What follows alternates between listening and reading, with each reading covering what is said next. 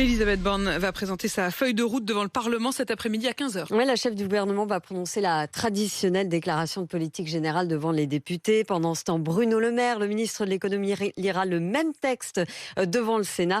Elisabeth Borne qui rencontrera les sénateurs à 21 heures après une interview à la télévision. Bref, une journée bien chargée. La première ministre le sait, Hélène Terzian, elle est attendue au tournant. Effectivement, Elisabeth Borne n'a pas le droit à l'erreur. Voilà pourquoi elle planche sur ce discours depuis plusieurs jours, entourée d'une poignée de conseillers. Elisabeth Borne a aussi beaucoup consulté des pontes de la Macronie, des chefs d'entreprise, des présidents d'associations avec plusieurs enjeux. D'abord, donner sa feuille de route avec ses 3 priorités: l'emploi, la transition écologique, l'égalité des chances. Ensuite, elle doit délivrer sa méthode. Bâtir ensemble sera son fil conducteur égrené tout au long du discours. Allusion au compromis qu'il faudra trouver avec les oppositions pour faire voter les lois.